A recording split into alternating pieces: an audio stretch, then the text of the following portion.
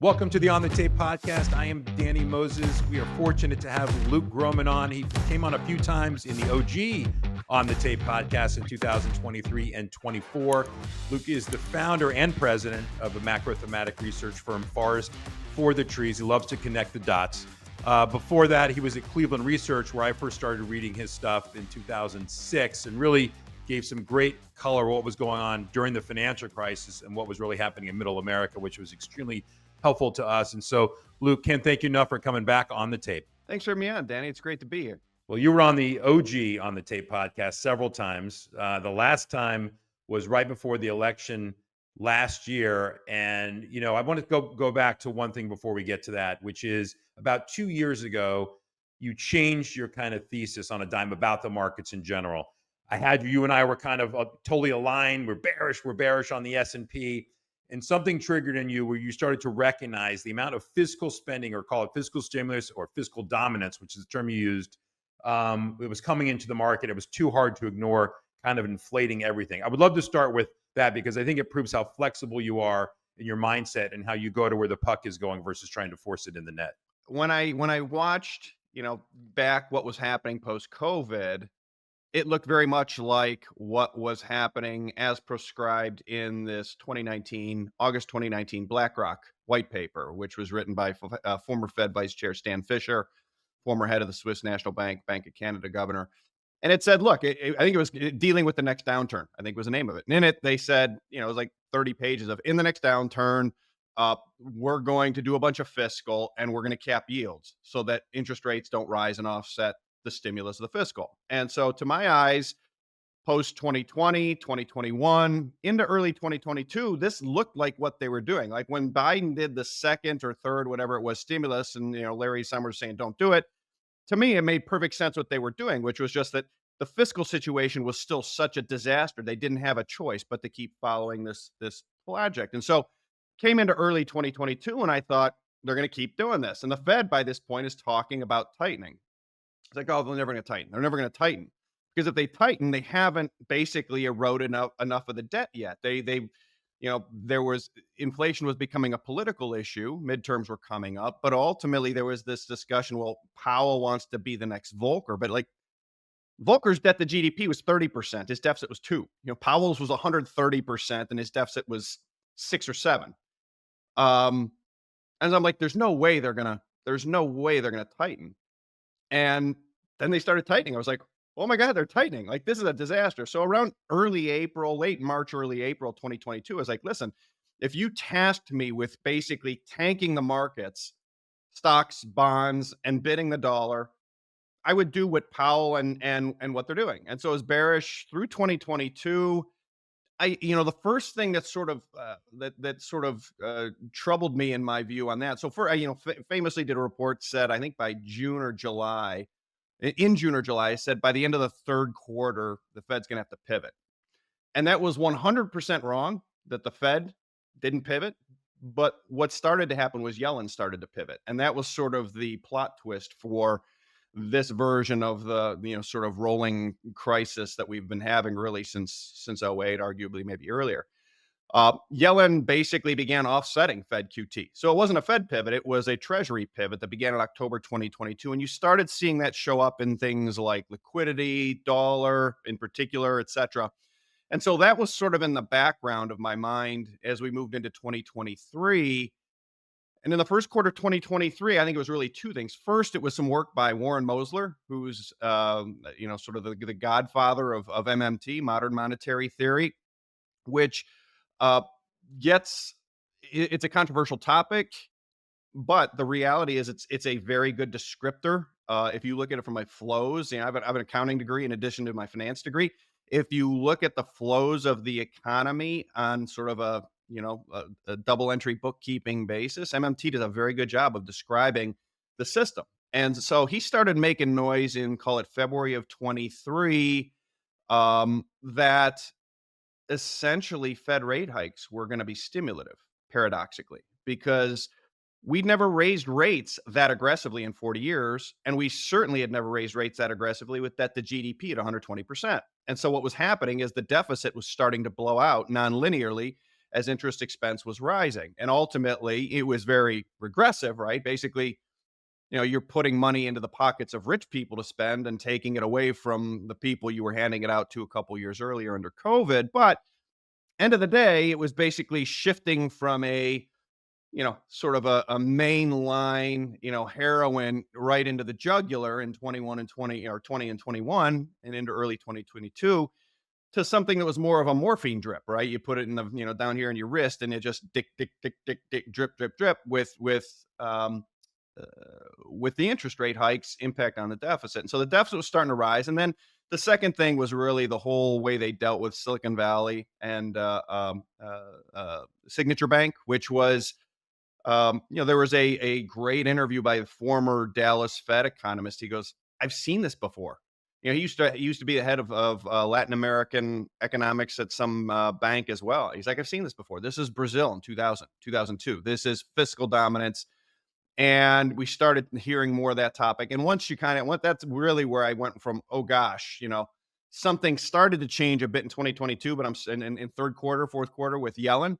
But I'm still bearish to like, oh, you can't be bearish with this. You're going to have a fiscal side. They can't get out of it.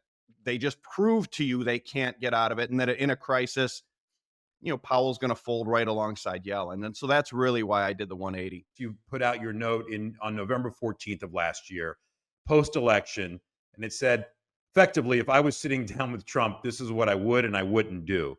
And you made it clear that they need to solve the debt to GDP problem, at least start to term out our debt before you start doing things like tariffs, right? Or all these other things, or else it could be a disaster. So obviously, we've begun to isolate ourselves as the United States, kind of a world order. We haven't termed out our debt yet. We'll get to that in a bit. And the debt to GDP is obviously going to be an issue and still an issue. So I'm not asking you to grade anything. It's still very early, but give me your current assessment of kind of where we're sitting right now and what we should really be concerned about or not concerned about right now. My point was essentially, with debt to GDP still as high as it is, if you start trying to cut, it is absolutely imperative that you keep nominal GDP growth, however that is achieved, real growth with low inflation, uh, low low real growth with high inflation, doesn't matter. Nominal growth, which we'll call big G or just G, has to stay above rates, or R, on the debt, or else you go into a debt spiral. That's just how it works for a twin deficit country like the United States, who is marginally financed by foreigners with the debt to GDP that we have. And so my point was, you got to get that the GDP down big to give yourself basically the operating room to start cutting things to slow. People keep saying, well, we're going to front load like Reagan. Well, again, you can front load pain like Reagan. Powell can be Volcker. Volcker could be Volcker because debt to GDP was 30%, because they had spent the prior 30 years getting it down by inflating away, by repressing bondholders. Um, Very different setup now, much more open capital markets, etc. But the rules hold. The math is the math, right? The math doesn't care. Uh, you got to keep growth above rates. You got to keep G above R. And so to grade it so far, we're not doing a very good job for a number of different reasons. I think growth is still marginally above R. And importantly, G has to be above R if debt to GDP is at 100. It's at 120. So if G just gets too close to R, if we're being technical, you're going to start to have some real problems. And we're getting there. And I think you're starting to see that show up in some of the, I think the stock market. I think you're seeing that show up in some capital flows for different reasons. I think you're seeing that show up in some of the consumer metrics. And so, we came into this year, after I wrote that piece, came into this year saying, look, I have very high confidence in how this movie is going to end. I have very low conviction on what's going to happen in the next 2 to 3 months, because it's so political and it's difficult and timing, etc. So we came into this year saying, I think you want to be very low over your skis for the next 2 to 3 months. And as we sit here today, I'm re-upping the stay low over your skis for the next 2 to 3 months, because uh, for whatever reason, I think a lot of it political and operational uh, executional risk that we were just talking about briefly offline. They've not followed the order of operations properly. They haven't. And so that means they got to work faster and more aggressively. And in the meantime, I think it suggests staying low over your skis for the next 2 or 3 months, for the next, after staying low over them the past 2 to 3 months.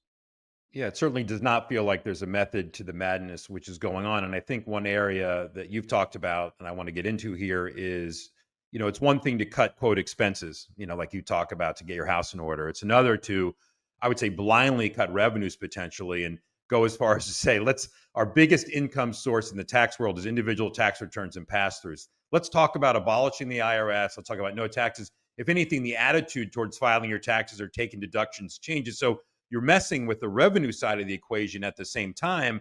And that's a real issue. So everyone has their opinion on what Musk is doing. People know my opinion on him. I won't go into that here, just in general. But it does not feel like there's a real method to the madness. And give me your thoughts there, because something needs to change quickly there on the federal level, in my opinion, or there are knock-on effects. And I'll add this, Luke. You covered the Midwest when you were at Midwest Research. You covered industrial companies. You know the knock-on effects of not ordering something because you don't know if the postal service, who you make uniforms for, is going to be there. It has these knock-on effects, and it's showing up in consumer confidence, which we'll get into. But give me your thoughts there, because to me, that's where we have to kind of, I think, stop the draining going on right now. Maybe plug that hole first. Yeah, I think it's a really important point you make there, Danny, which is, in our world, in the trader world, everyone wants to think in terms of, what's my monthly number? I got to make my monthly number. I got to make my quarterly number. I got to make my yearly number. And in the corporate world, for a lot of this stuff that we're talking about in terms of reshoring and reinvesting and passing the baton from the public sector to the private sector in this country, these are not decisions that are made by corporate execs based on what's my monthly number, what's my quarterly number. These things scare very easily. And the reality is i- if the ROIC and and the IRR models say do it, then you do it. And if they don't, you don't.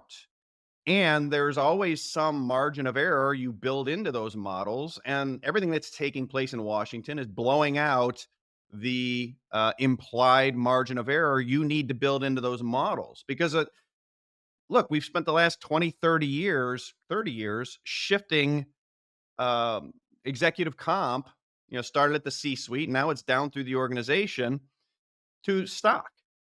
And so if you are an exec, the last thing you can afford to have happen is your stock go down. Number one, it's not good. Number two, it's your net worth.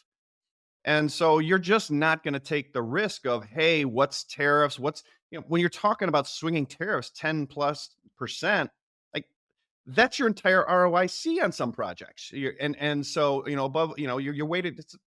So you simply can't take the risk of making a 5, 10, 20, 30-year project decision while you're seeing the volatility of the potential volatility of your ROIC swing by 10 points or more, based on, tweets. And so it leads to very much everyone's going to pull back and sit on their hands. And this is the kind of stuff we saw all the time when we used to do those bottoms up fundamental surveys. You're starting to see them show up in consumer surveys now. And I think in summary, I would summarize it by saying to something I said to someone recently, which is, look, if the plan, if the goal of what we're seeing out of the Trump administration in aggregate, because I agree, there's a lot, there seem to be too many cooks in the kitchen, and a lot of them are sort of operating at cross purposes on a lot of different things. If the plan is to basically trigger a financial crisis, an economic crisis worse than we had in 2008, to provide the political cover to basically do whatever you want and do what you need to do, because some of these things are very drastic changes in theory, then keep doing what you're doing, because you are well down the path. By this fall, you're going to have that cover. You're going to have the crisis as bad or worse than '08 to do whatever you want. But if that's not the plan, like, hit the ripcord, sit down, and it's time to get a new plan, because you're not going to you're on a path. I can tell you where it's going, and if that's not where you want to be, you better take the off ramp and sort of check your compass and figure out where you actually want to be. Besant is a widely respected, intelligent person, and he's kind of been thrown into this. But a couple comments that he has made have not made a lot of sense to me, which is effectively that he, quote, inherited this Biden economy. Call it what you want. I don't care who was the previous president. When you look at consumer confidence, the biggest drop in 1 month. Now, note this is really interesting. They start recording the February consumer confidence on January 20th. So, literally the day of the inauguration. So, let's just go with that. The biggest drop since 2021, I think an 8-point drop month over month, would have turned out to be. At the same time, Delta Airlines, which granted that horrible crash in Washington for American Airlines and stuff, maybe caused a little bit of turmoil in the airline industry, obviously, and a little bit of confidence issue. But I argue that might be FAA, air traffic controllers also not being around people. But think about this. Delta reports earnings on January 10th and guides Q1 70 cents to a dollar. 2 months later on March 10th, they guide 30 cents to 50 cents. Okay. That quickly it changed. And they blaming, softness in domestic demands and corporate and consumer confidence. So I don't want to hear about, whatever. To your point, they're doing what they're doing for whatever reason they might be doing it, but it's having these knock-on effects. And to me, it's much bigger than I think people realize. So let's shift to the Fed here, which is, as we sit here, there's a meeting upcoming here in the next effectively 24 hours. Obviously, they're not going to be cutting rates, but we're going to get a dot plot, summary economic projections, and I think most importantly, an update potentially on quantitative tightening potentially ending. And Scott Bessent has made it clear, same way Yellen was, that he is focused on 10-year yields. For better or for worse, he knows that that's the driver of everything. So talk to me about what you're expecting here and the end of QT, which is coming here, and what that might look like and mean to the Treasury market. If I was Besant, and we both know he's a very sophisticated market participant, and if you say, and he's been very vocal about what and transparent about, hey, I'm focused on the 10-year. He made what I think a lot of people thought was a throwaway comment. I'm not so sure it was when he made that 10-year comment, which was, I have also met with Chair Powell, and we've discussed the economy or whatever. I think it's entirely possible, if not likely, that there was basically a deal. Like, look, we're going to get a shock therapy of, let's get the last little bit of inflation wrung out of things to give you some confidence to cut QT and talk dovishly, and then we'll go from there. I think that's entirely possible, what we could see here this week. I think QT, if it isn't outright ended, then I think you're going to get some clarity around that based on exactly what we were just talking about, which is you're seeing a pretty pronounced slowdown across a number of different metrics. Inflation has come in a bit. And so I think that's entirely possible. What we'll see, bigger picture, you still, you still can't get around the reality, which is reshoring is likely to be inflationary on the other side of this. A lot of the other things they want to do likely to be inflationary on the other side of this. Bessent saying last year, hey, tariffs won't be inflationary because the dollar is going to rise and absorb 60-70% of that. Those were his exact words. Dollar's fallen 4% since we started talking tariffs. So guess what? Tariffs are probably going to be inflationary later this year if we follow them through, if the dollar stays down here. So, but I think in the very short run, I think we will see QT either ended or promised to be ended fairly soon. I think that's sort of what some of the betting markets are saying too, that it'll be over by May, if I recall correctly. So for people out there just on the quantitative tightening, quantitative easing, and I think we may be on the precipice of QE5. We haven't done 5 yet, right? We've only done 4. I don't think we have a 5th. I don't think you can count the stim checks and all that. So let's just go I'm with that running for a out of second. fingers. I'm running out Yeah, of fingers. exactly. We're running out. Yeah, they run out of acronyms in DC. They run out of fingers to count how many times you're going to do quantitative easing. But for people that are out there, so we are currently running off $25 billion a month in treasuries and $35 billion a month in mortgage-backed securities. We have reduced the balance sheet of the Federal Reserve to just under $7 trillion. I don't know where it is exactly. Call it $6.8 trillion roughly, or $6.7 trillion. And we're getting down to those levels where, without going deep into the weeds, where they feel like there's equilibrium with reserves, bank reserves and stuff that's out there. What Goldman Sachs wrote, I believe, was that they may continue runoff of mortgage-backed securities for a period of time, stop the treasury runoff, and then use reinvestment proceeds from the runoff of mortgage-backed securities into treasuries.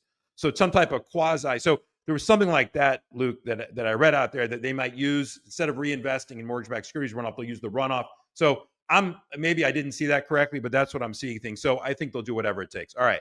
I've waited. Here we are, 20 minutes into this thing.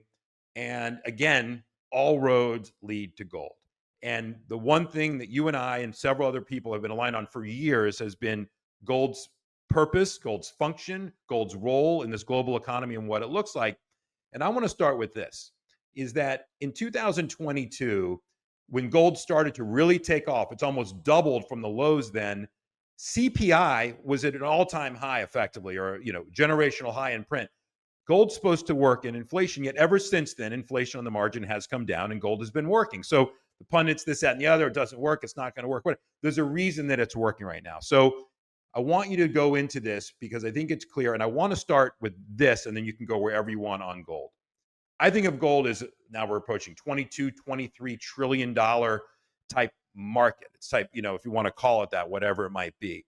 And its role as a hard currency and the beginning to displace potentially not just other fiat currencies, but the dollar. It's taking a dent out of the dollar potentially. Let's start with that to give people level set the size of the market and its purpose in the market and how that's evolved.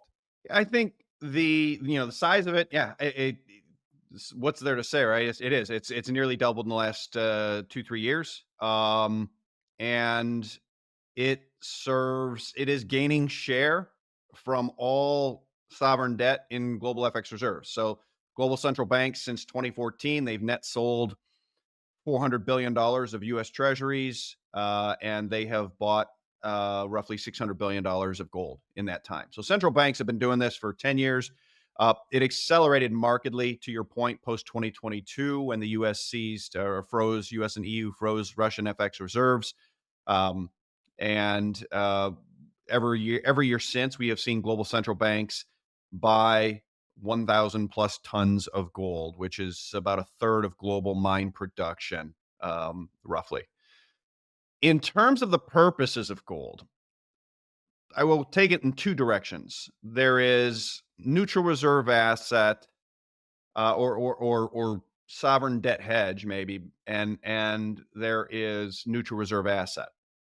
So I think the first reason it's moving, the first sort of why of gold is once sovereign debt, in particular, sovereign debt of the global reserve currency issuer, in this case, the United States, gets so high that the math very obviously, to anyone willing to look, lays out the fact that the United States, the reserve currency issuer, the reserve asset issuer, in terms of treasuries, cannot nominally pay the interest and entitlements on their debt, the interest and interest like obligations, without printing money. Then you have to, what's the point of holding a sovereign bond? If they can't not default without printing money, gold's going to go up regardless of what inflation does. And that's, I think, what we've been seeing since 2022, longer term, probably, in terms of what we've seen with central banks. And it's why we have seen it's part of the reason why we've seen since 2022 this complete divergence from of gold prices with inverted U.S. real interest rates. So historically, inverted U.S. real interest rates, which is just negative sign in front of the inflation affected interest rate, right? It's basically what you're getting paid after inflation. It makes sense that you would expect to see gold trade with real rates, because if real rates are positive and gold is hedging inflation, then you should be you should be wanting to own bonds. You're getting your bonds are maintaining their real value versus inflation, and vice versa. And what began happening in 2022 is real rates turned positive and gold just went higher. And what that's telling you is real rates are going to bankrupt the US government. That's too high. And if and they go into a debt spiral, and in that case, you want to own gold. So I think that's the first why or message of what gold's telling us.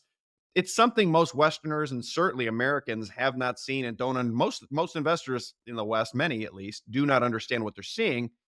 But if you talk to someone from Argentina or Brazil or Latin America or Turkey, some sort of emerging market, and say, "Hey, what's it mean when gold goes up even though your interest rates are going up fast?" I go, "Oh, you're moving towards a debt crisis." Like, duh. Um, and so that's sort of the variant perception one on gold. The second is that the gold is neutral reserve asset, which is to say Russia is selling and has been selling oil and gas, et cetera, in non-dollars for over a decade. China has made it clear that they not only want to do so, buy oil and gas in yuan, but that it's a matter of national security. That China will tip over, China will suffer a 1997 like Southeast Asia currency and debt crisis if they do not have the ability to import commodities and particular energy in their own currency. The issue in both cases is the Russians don't trust the Chinese, Chinese don't trust the Russians. Chinese don't want to hollow out their manufacturing and run big deficits to supply the world with renminbi bonds. What's the solution? Solution is gold. Gold is little more than a 0% yielding bond of finite issuance and infinite face value. And given where we are, and oh, by the way, one which you can retain absolute national control over, which didn't really matter until we grabbed Russia's FX reserves in 2022. That's superior in every way from treasury bonds, which has to be a negative real rate asset in order to prevent the US government from not being able to sustain its debt and entitlements. It's a negative real rate, fixed face value of infinite issuance that is not subject to national control, that's sitting in the New York Fed that will grab anytime you do something we like, ranging from invading other countries to, not supporting climate change or some other sort of, initiative of the day that State Department sees fit to grab your money. So I think that's the other thing driving gold. So you've got these two paths. It's the debt side for the United States, and it is math being the math, and it's serving as the once and future neutral reserve asset. So I want to take that a little bit deeper. So when you think about who owns gold, you mentioned central banks. Then you mentioned I think half of the gold out there is in the form of jewelry, right? And then the other part is the gold miners themselves, which there's so much gold in the ground that they're going to take out over time. So the retail community, and we saw this with Bitcoin, last year when ETFs became a way to express, you didn't have to figure out how to buy the coin itself, and you could do it, express it in an ETF. We're going to get to Bitcoin obviously in a bit, but with gold, no one owns it yet. When I say no one owns it yet, the retail investor nor the institutional investor, and I just looked up, the only S&P 500 company that's related is Newmont, right? The metals and mining index is like 2.6% of the S&P. So if I'm a portfolio manager at Fidelity or Wellington, I'm just ignoring it. I can buy a couple steel companies to get my exposure there. I'm certainly neutral or underweight, and I'm overweight technology. I'm messing around. When these fund managers and these decide just to start allocating a little bit, it might be Newmont, might be one of these other miners, AAM, GOLD, or whatever it might be. But to me, that's the next level here. And similar to Bitcoin, you saw that it is in strong hands to a degree, up to whatever level you want to categorize Bitcoin in. There's people that are just never going to sell it. Like, okay, I get it. Same in gold. So talk about where this thing could go. And at what point does it become so important and big that these conversations that we're having about what it means to kind of the world order? And also, lastly, sorry, triple question here, the government, US government's ability to use their reserves, which I realize is just a small dent in the world, what we might see out of them to create some type of balance sheet flexibility. I think the flows dynamic that you highlighted before is super important, particularly in the context of what has been laid out by the Trump administration, both from a policy goal standpoint and from actual things they've put on paper. So, for example, uh, February 21st, there was a memo. I think it was done. It was a Friday night, 1 in the morning. Friday to Saturday. America First investment policy from the Trump administration. I love I Friday would Night encourage. Dirties. That's my favorite thing. Sorry, go ahead. Keep going. Well, this is quite the thing, right? Because um, I'd encourage everybody to read it. It's not that long. 10 pages, something like that. It essentially says China, take your money and go home. So if you look at sort of how the trade flows Post 2008 have evolved, and in particular, post call it like 2011. It's essentially been we run bigger and bigger trade and fiscal deficits. Our biggest creditor on the trade side by far is China. The global sort of trade imbalances, it's basically US as debtor and China as creditor. And so what has China done with the money? China has increasingly been buying US stocks, and in particular Nasdaq, because China hasn't bought a treasury in 14 years on net. Maybe a little bit on the corporate side, a little bit on the MBS mortgage back side, but mainly stocks.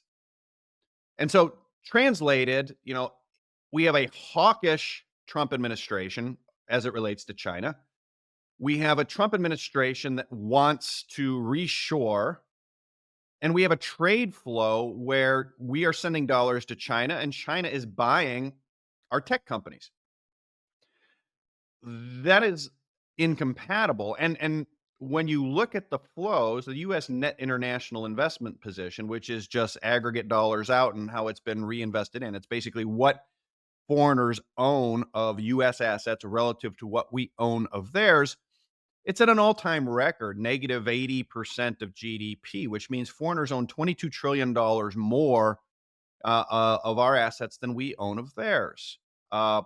This is showing up in all sorts of charts because it's not right. It's not showing up in treasury bonds as foreigners have bought a little bit more, but it's mostly in stocks.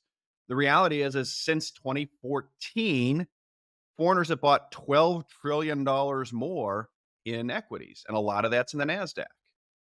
And so when Trump comes out and says, China, take your money home on February 21st, we don't want it here anymore. We're going to implement potentially tax changes that are going to basically make it less attractive to recycle your capital into the NASDAQ. Interestingly, you can see this on every chart in the world. Call it up. Call it what the NASDAQ and the S&P 500, since it's so tech influenced, market cap weighted, they've been underperforming. They've been underperforming sort of everything else. As you can see this money leaving.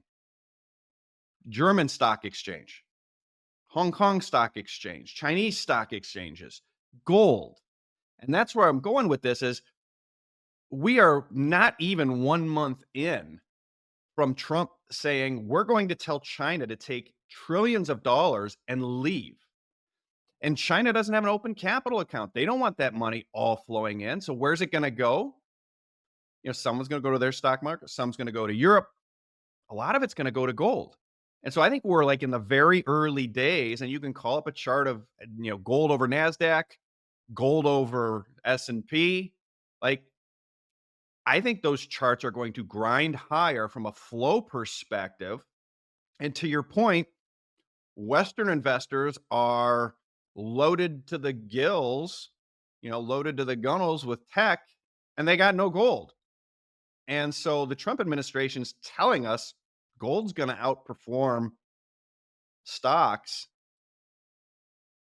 for a while, and no one's there. So I think that's a super, I think it's a super interesting point. Again, why would they do this? Listen to Besant. It's time for Main Street to win and Wall Street to lose on a relative basis. Everybody, Shamath is like, hey, long Main Street, short Wall Street. Okay. There's some messiness we can talk about more later if you want that sort of implies, but like long Main Street, short Wall Street is long gold, short S&P. And we're starting to see that. And they're putting in policies in place to do it. Why? Because if we want to reshore, if we don't want to have the Chinese making all of our weapons and all of our medical goods in 10 years, you can't settle in treasuries. You can't settle in financial assets anymore. You have to settle in a neutral reserve asset like gold. And so I think that is something that makes a lot of sense. I think it's it's not even first inning, it's pregame warm-up. And that then ties into sort of the second question of what can that mean for financial flexibility? A lot of people say, oh, if gold's going to whatever, it's the end of the dollar and like, no, not necessarily. I was promised zombies at $3,000 gold. Here we are.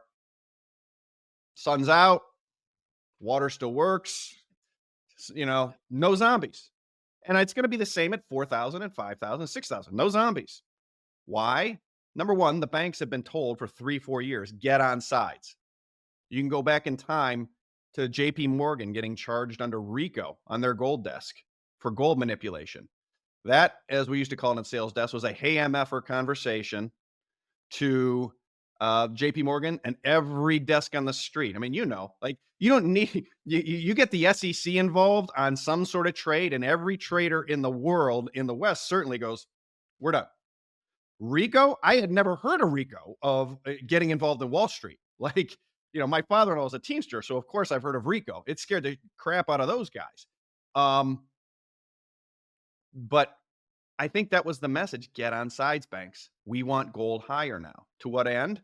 Two things. Number one, it starts setting a neutral reserve asset. It's going to weaken the dollar mechanically over time because it will force the dollar to begin to trade on against gold on a balance of payments basis.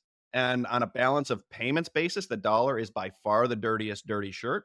And oh, by the way, this is exactly what Besant and Trump have said. We want a weaker dollar, but we want a stronger dollar system. This will do that for you. And from a government financing standpoint, uh, we have looked at a little bit of it.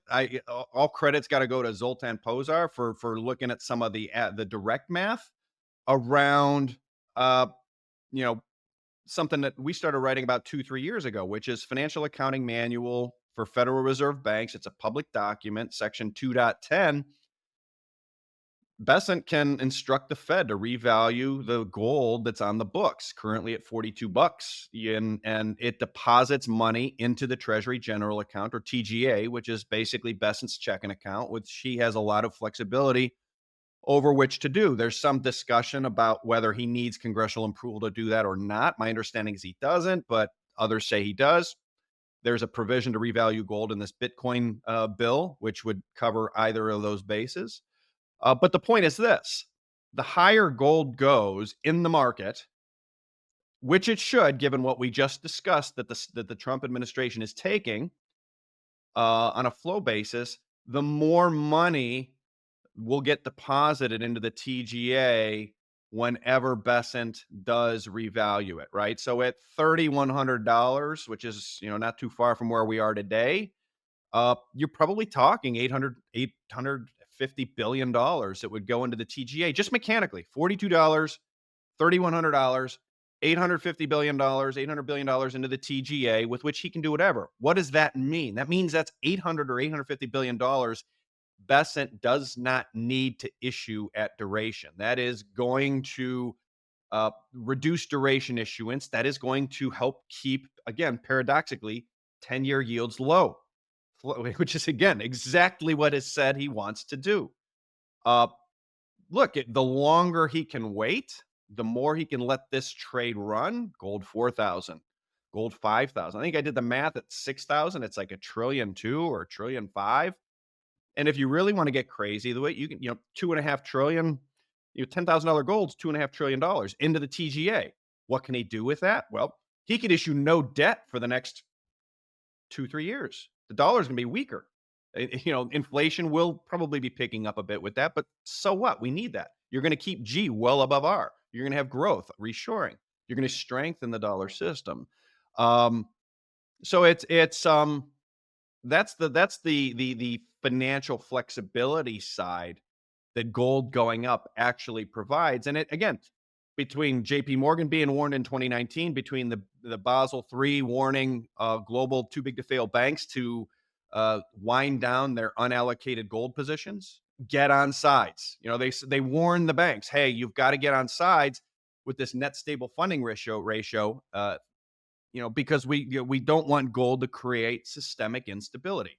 I wrote at the time, the only way gold would ever create systemic instability for a bank is if it went up a lot fast.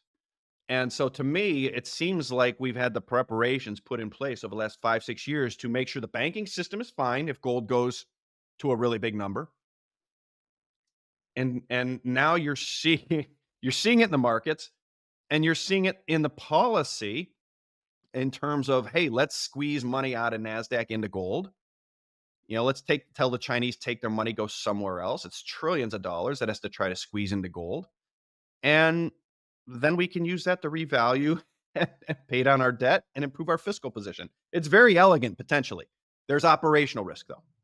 Maybe that is one of the method to the madness things that's out there. Maybe at all roads, see, all roads always lead to gold. I love the hypocrisy of they don't give a shit about Main Street. It's always about Wall Street at the end of the day. Well, you and I both know that. And when you get rid of the CFPB, when you emasculate the SEC and the DOJ, when you do these things, part of the consequences of that are people's lack of confidence in the US markets in general, which again leads itself to go to other places to park money, including gold. It's really interesting point you just brought up that made me think of Bitcoin. And that's where we're going next, is that bankers, Jamie Dimon specifically, were very concerned and scared of Bitcoin becoming, the method of the blockchain was going to replace traditional mechanisms to transfer goods and currencies, whatever it might be.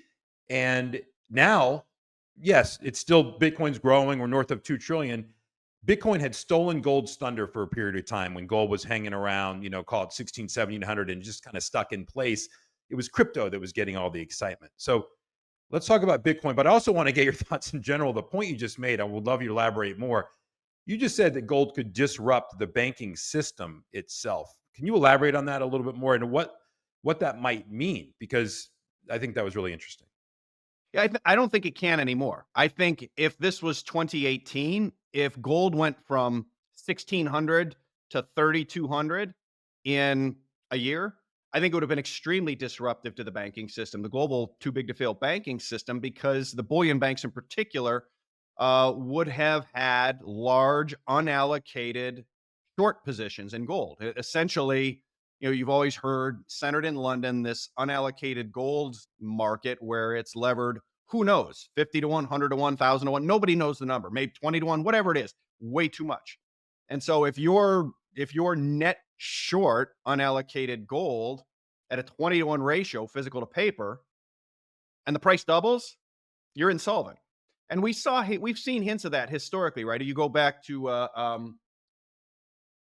Chancellor Eddie George, Bank of England in '99, where he said, "Look, we looked into the abyss. If the price of gold rose any further, uh, we quelled it along with the Fed."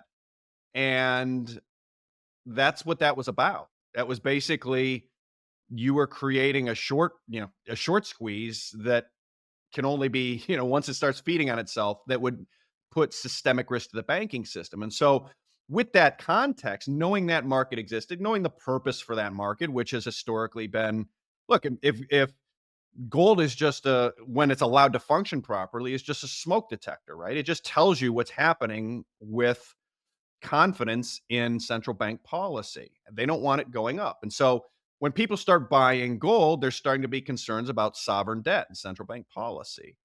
Uh, so when more people want gold, there's two ways to deal with that. You can let the price rise, or you can let the number of obligations rise and let the price stay flat. And historically, from call it, I don't know, mid 80s on, uh, they generally let the number of unallocated obligations rise and the price stay managed. And that led to this position I would say 2018, where uh, had gold risen a lot in a compressed period of time, it would be a systemic threat to the banks. That's what I think, DOJ, right? In what world does it make sense? If gold is the anti dollar, if gold is always in all worlds bad for America, as some people think, in what world does it make sense for the DOJ, a highly political organization, to show up and charge JP Morgan's gold desk, not just with, hey, stop that, but like RICO? Like they called them a criminal organization, racketeering, mob stuff. Um, that was a warning. That's hey, stop doing that. Get on sides. And then again, this net stable funding ratio stuff with Bank of International Settlements, I think was, hey, get on sides. 2022, the GLD has been in place for since 2004. It was created, the gold ETF, biggest one in the world. Late 2022, JP Morgan out of the blue says, you know what, we're going to be a GLD custodian now alongside HSBC. Only gold ETF in the world with two custodians. Like, did Jamie Dimon just say, you know what? I think we want a cut of those fees after 18 years? That's curious enough. What followed in 2023 was even more curious, which is by the end by June of 2023, over half of the gold in GLD's vaults, custodial vaults, had been moved from HSBC vaults to JP Morgan vaults. 2 years after that, it's now 92% of the gold in GLD's custodial vaults is in JP Morgan's vaults.